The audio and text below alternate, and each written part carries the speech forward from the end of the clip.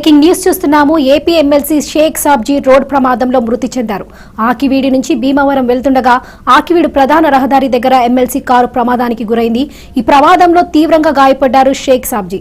హుటాహుటిన ఆయన ఆసుపత్రికి తరలించినా ఫలితం లేకపోయింది.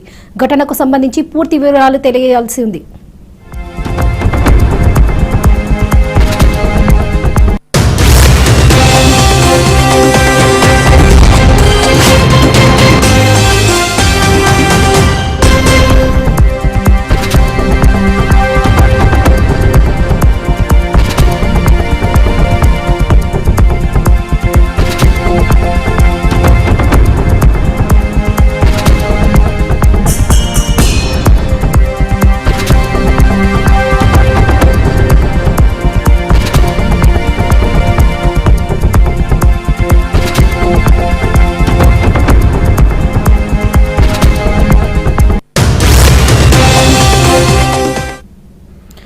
బ్రేకింగ్ న్యూస్ చూస్తున్నాము. AP MLC Shaik Sabji road ప్రమాదంలో మృతి చెందారు.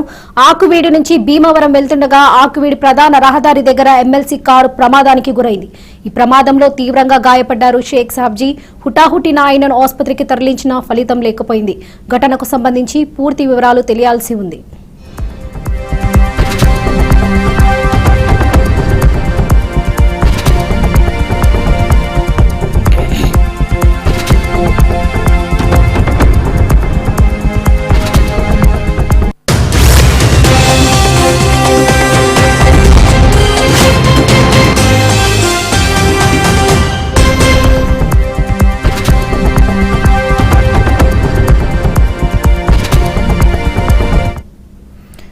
బ్రేకింగ్ న్యూస్ చూస్తున్నాము. AP MLC Shaik Sabji road ప్రమాదంలో మృతి చెందారు.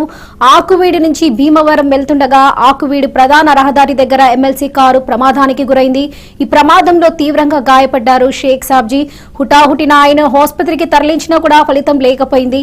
ఇక ఘటనకు సంబంధించి పూర్తి వివరాలు తెలియాల్సి ఉంది.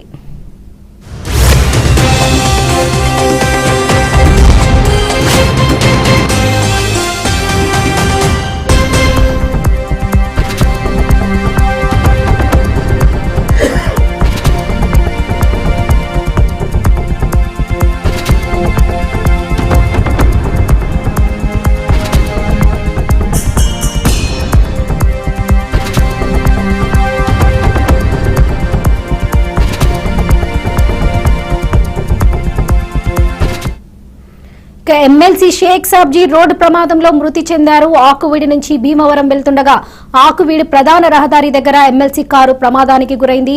ఈ ప్రమాదంలో తీవ్రంగా గాయపడ్డారు షేక్ సాబ్జీ. హుటాహుటిన ఆయనను ఆసుపత్రికి తరలించినా కూడా ఫలితం లేకపోయింది.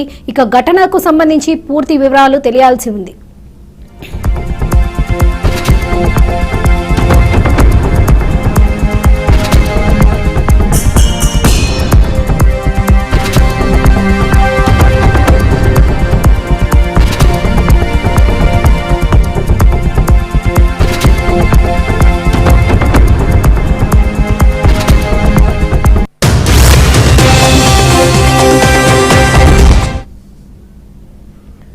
ఇదే విషయంపై మరింత సమాచారం ఏలూరు నుండి బ్రహ్మం అందిస్తారు. చెప్పండి బ్రహ్మం, రోడ్డు ప్రమాదంలో ఎమ్మెల్సీ షేక్ సాబ్జీ మరణించారు. అయితే కార్ యాక్సిడెంట్ జరిగినట్లుగా కూడా కనిపిస్తుంది. అసలు ప్రమాదం జరగడానికి గల కారణాలేంటి? హాస్పిటల్ కి తరలిస్తుండగానే ప్రమాదం జరిగినట్లుగా కూడా కనిపిస్తుంది. వరలక్ష్మి, కొద్దిసేపటి క్రితం ఇటు ఉభయ గోదావరి జిల్లాలు, ఇటు తూర్పు పశ్చిమ గోదావరి జిల్లాకు సంబంధించినటువంటి శాసనమండలికి సంబంధించిన ఉపాధ్యాయ ఎమ్మెల్సీ రోడ్డు ప్రమాదంలో చనిపోవడం జరిగింది. ఎమ్మెల్సీ సాబ్జీ ఏలూరు నుంచి ఈ రోజు ఉదయం ఇంటి దగ్గర నుంచి బయలుదేరి భీమవరంలో ఉన్నటువంటి ఏదైతే ఇటు రాష్ట్ర వ్యాప్తంగా జరుగుతున్నటువంటి ఆశా వర్కర్లకు సంబంధించి వివిధ ప్లేస్లలో ధర్నా జరుగుతున్నటువంటి నేపథ్యంలో సంఘీభావానికి తెలుపడానికి వెళ్ళినటువంటి షేక్ సాబ్జీ రోడ్డు ప్రమాదంలో చనిపోవడం జరిగింది. ఏదైతే ఉండి మండలం సంబంధించి ఉండి మండలం దగ్గరలో ఉన్నటువంటి ఆ ప్రదేశంలో ఎదురెదురుగా రెండు కార్లు అతి వేగంతో ఢీపోవడంతో ఆ సంఘటన స్థలంలోనే షేక్ సాబ్జీ చనిపోవడం జరిగింది. ఆయన మృతదేహాన్ని కూడా భీమవరం ప్రభుత్వ ఆసుపత్రికి తరలిస్తున్నారు.